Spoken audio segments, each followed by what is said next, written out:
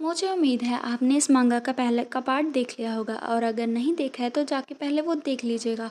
इससे आपको स्टोरी अच्छे से समझ आएगी। हमने देखा था यहाँ पर एलिस के फादर वापस आ जाता है और यहाँ पर आके फिर से अपनी जो एम्परर की सीट है उस पर कब्जा कर लेता है और इसीलिए जो एलिस है उसका कोई मतलब नहीं बनता एम्परर की पोजीशन को हासिल करने का, जबकि यहाँ पर एम्परर जिंदा है। यहाँ पर इसलिए उसे हटना पड़ता है और अपनी मेट को कहती है वो कि चलो थोड़ा सा एंजॉय करने के लिए चलते हैं, ताकि वो भी थोड़ा सा अभी अच्छा फील करे खुद को।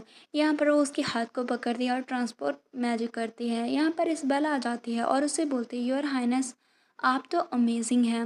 मैंने सुना था जो टेलीपोर्टेशन मैजिक है उसके कारण ना बहुत ही नॉसियस फील हो सकता है, लेकिन मुझे तो बिल्कुल सही फील हो रहा है। तो यहाँ पर वो बोलती है कि सभी लोगों के साथ होता है जिनका जो मैजिक है वो अच्छे से नहीं होता है, मतलब जो बिगनर्स होते हैं जिन्हें अच्छे से अपना मैजिक हैंडल करना नहीं होता है। लेकिन ऐसा नहीं हो सकता है मेरे साथ।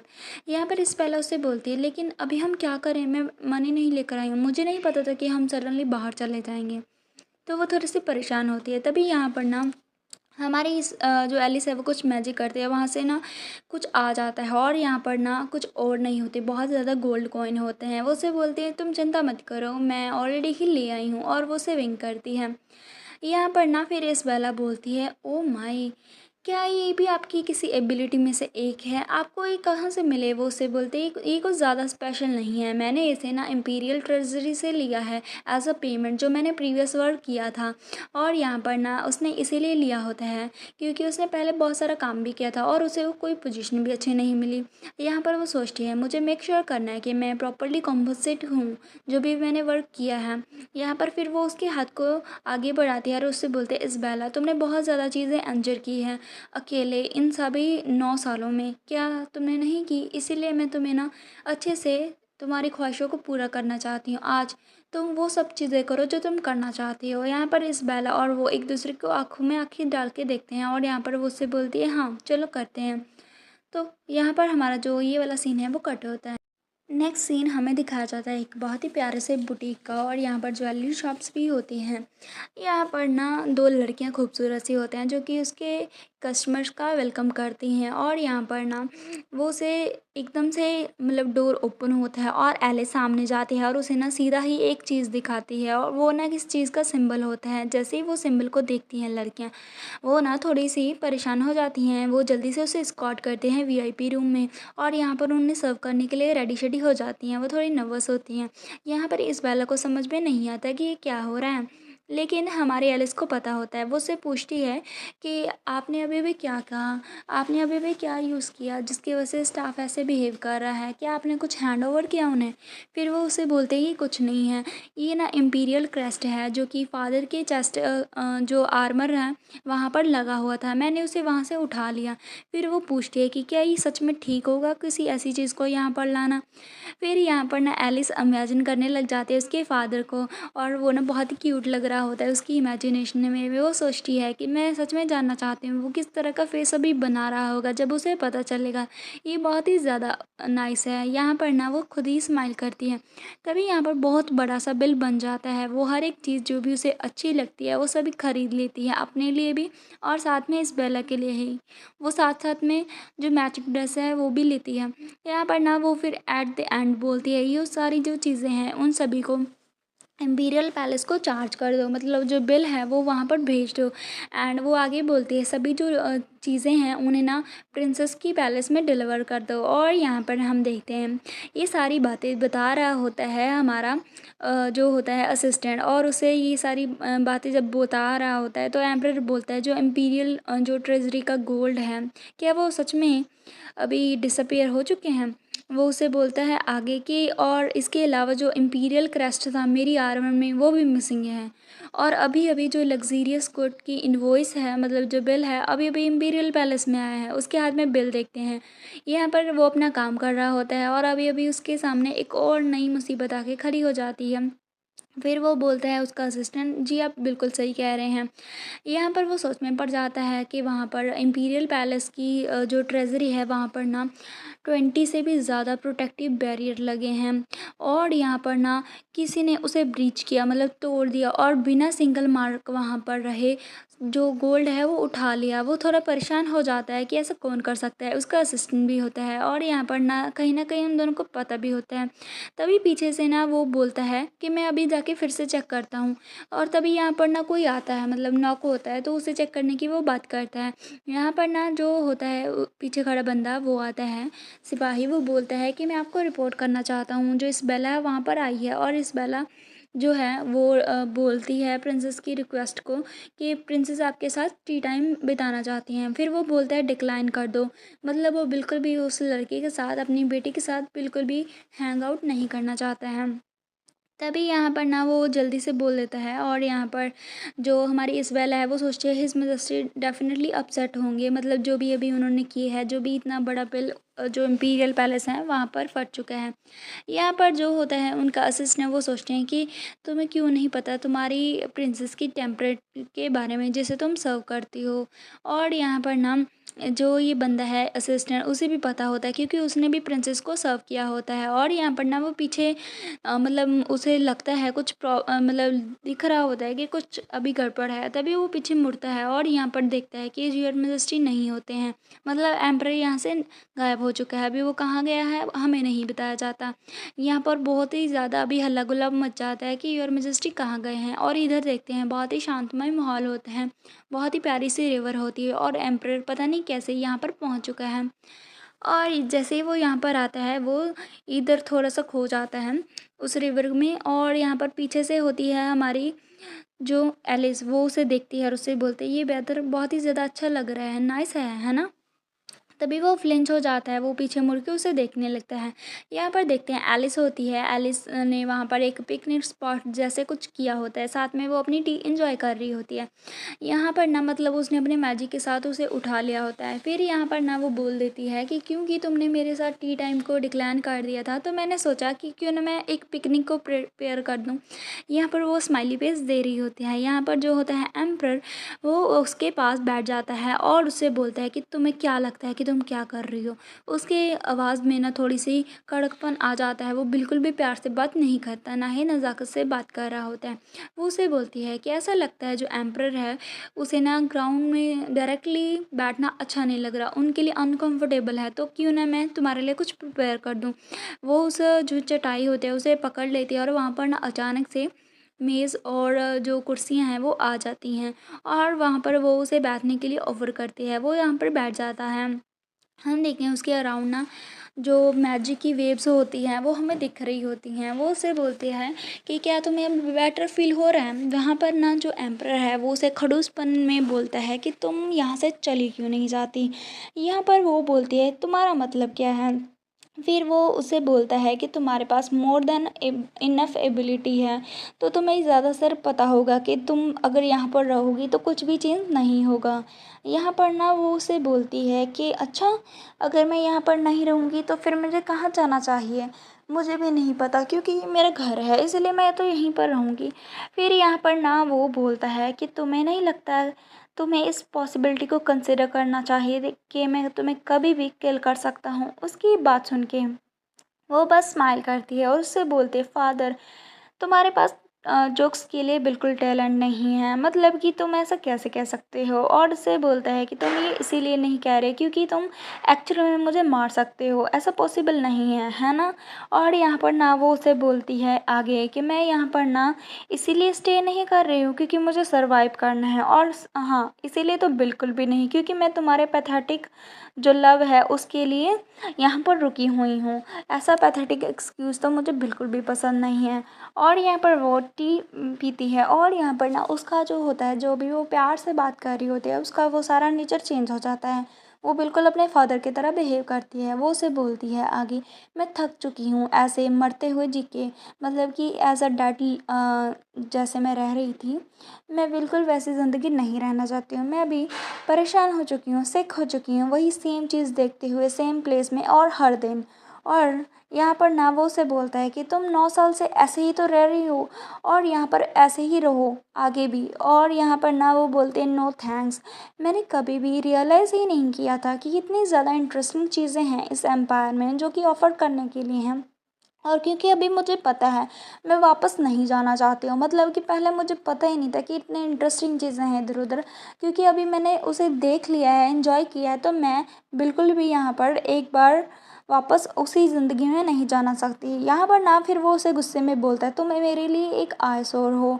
यहाँ पर वो बोलती है ये बहुत ही ज़्यादा बेटर होता है अगर तुम पहले ही मुझे थ्रोन कर देते, मतलब पहले ही मुझे फेंक देते जब मैं यहाँ पर तक आ चुकी हूँ, और अभी तुम्हारी आँखों में मैं ज़्यादा ही नॉनसेंस लग रही हूँ तुम्हें उससे पहले ही मुझे फेंक देना चाहिए था। तभी यहाँ पर एम्परर को देखते हैं जो उस भेड़िया को छुड़ा लेता है, और यहाँ पर अचानक से वो गायब हो जाता है और अपने वापस चला जाता है।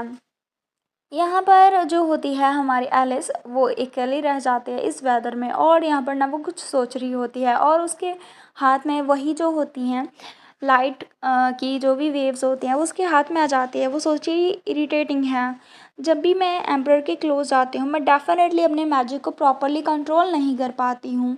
और यहाँ पर ना वो बोलती है कि तुम्हें मुझे पहले ही मार देना चाहिए था, मतलब कि अभी तो वो ऐसा ही करेगी, वो क्या ही कर सकता है। और यहाँ पर वो सोचे बिकॉज़ अभी मैं खुद जो वेरिएबल्स हैं वो खुद से निकाल दूँगी, मतलब जो भी मुझे परेशान करेंगे मैं खुद से ही उसे दूर फेंक दूँगी। यहाँ पर हमारा ये चैप्टर फिनिश होता है।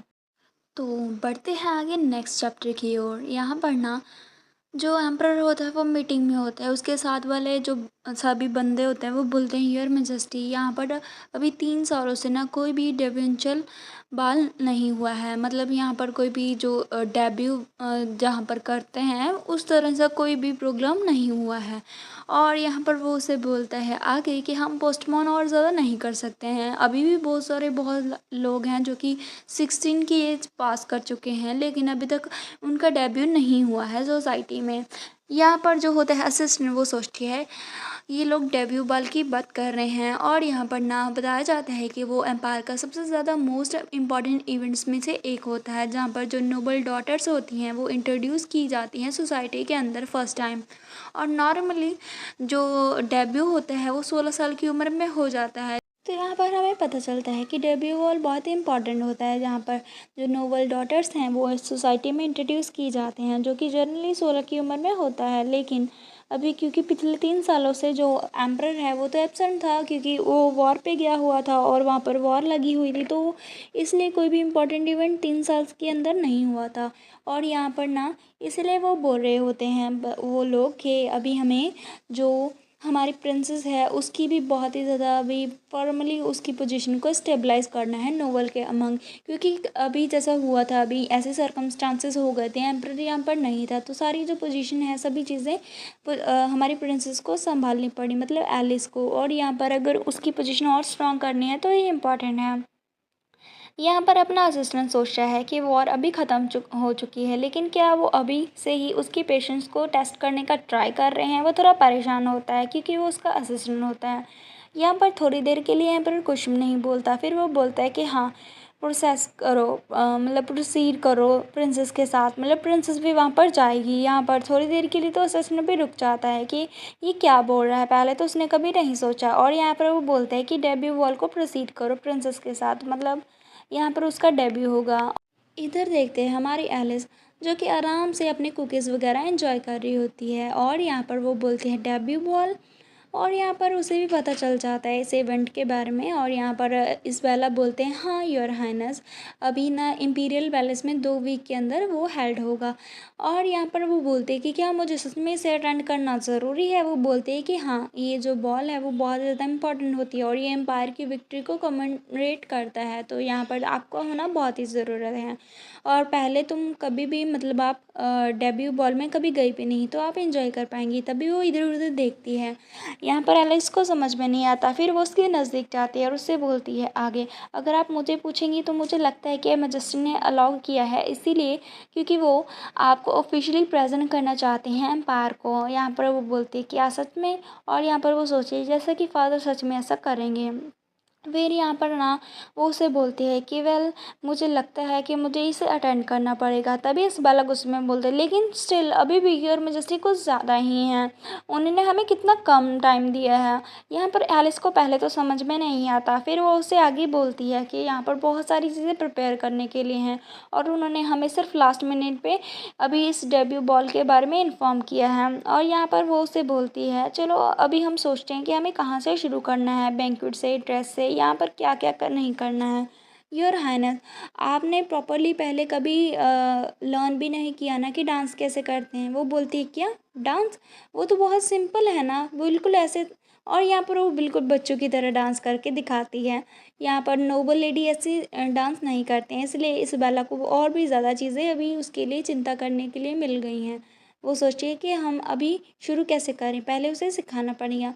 यहाँ पर प्रिंसेस एलिसा के 14 दिन जो हैं इस तरह से बीतते हैं। वो बहुत ही ज़्यादा अभी टाइट शेड्यूल में रह रही होती है और यहाँ पर बहुत ही ज़्यादा उसे जो भी चीज़ें नेसेसरी हैं वो सभी चीज़ें सिखाई जाती हैं और उनमें से जो डांस क्लास है वो इम्पॉर्टेंट होती है।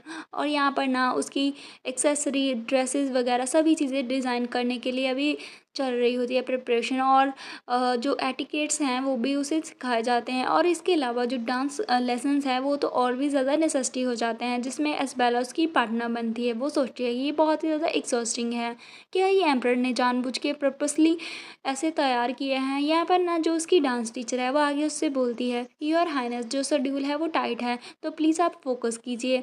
यहाँ पर ना वो एलिस की इंस्ट्रक्शन होती है।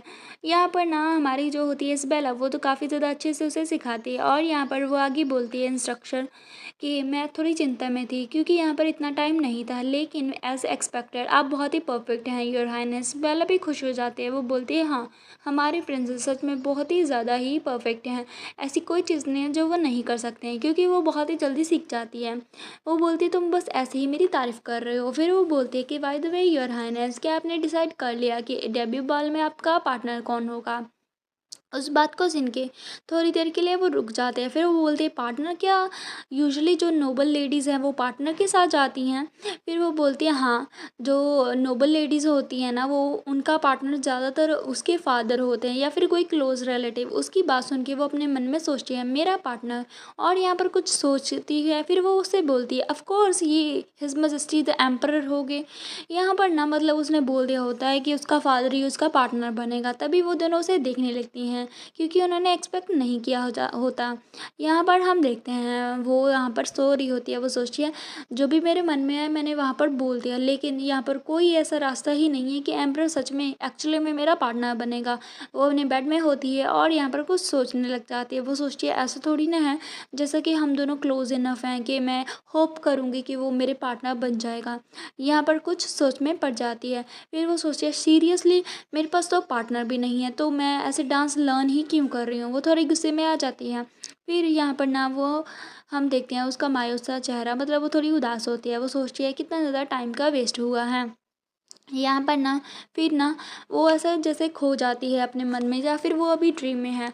यहाँ पर ना उसे किसी की आवाज़ सुनाई देती है जो कि बोलती है प्लीज़ मुझे चाइल्ड होने दो, वाइट नाइट विच। और आगे उसे बोलती है आई होप कि मैं वैसे चाइल्ड को बर्थ दे सकूं जो कि बिल्कुल उस तरह से दिखता हो। और यहाँ पर वो आगे बोलती है white night which I really want to see my child.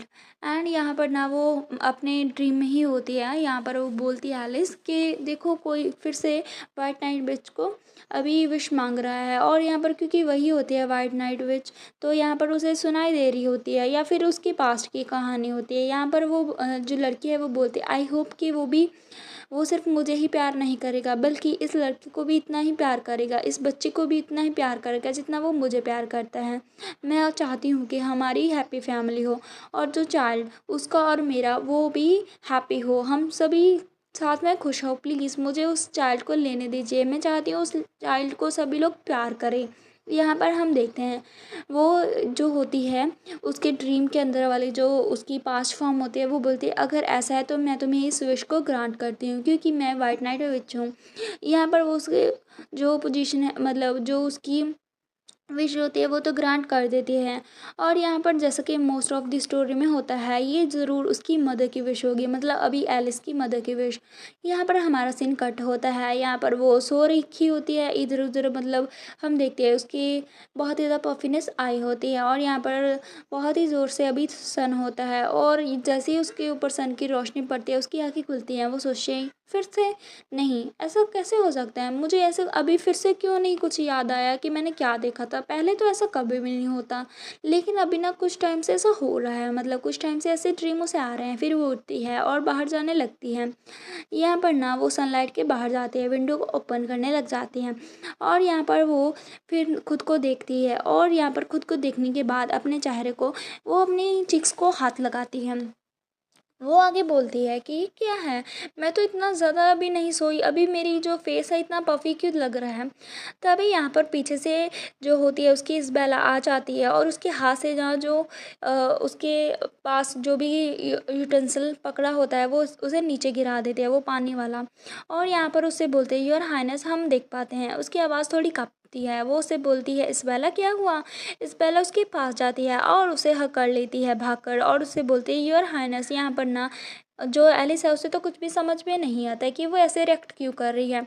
यहाँ पर ना वो रो रही होती है, और यहाँ पर उसे बोलती है वो कि क्या हुआ है, मैं तो बस थोड़ा सा सो ही रही थी। यहाँ पर फिर वो उसे पैट करने लग जाती है। वो उसे बोलती है योर हाइनेस, कि आपको रियलाइज़ नहीं हुआ आप ऑलमोस्ट 10 दिन से सो रही हैं। फिर वो बोलते हैं क्या, उसे समझ में नहीं आता कि क्या हो रहा है। फिर वो पूछते हैं कि 10 दिन मैं सो रही थी इतना लंबा टाइम। यहाँ पर ना वो उसे रिएक्ट करती है, वो बोलती है नहीं ऐसा, तो फिर डिवेंचुअल जो वॉल है उसका क्या हुआ। और यहाँ पर ना मतलब उसे जो मतलब डेब्यू वॉल है उसकी ज़्यादा फिक्र होती है, क्योंकि उसकी डेब्यू वॉल होने वाली थी। अभी क्या लगता है उसकी डेब्यू वॉल कैंसिल हो गए या फिर नहीं, वो हमें नेक्स्ट पार्ट में ही पता चलेगा। दैट्स इट, मिलेंगे नेक्स्ट चैप्टर में, बाय।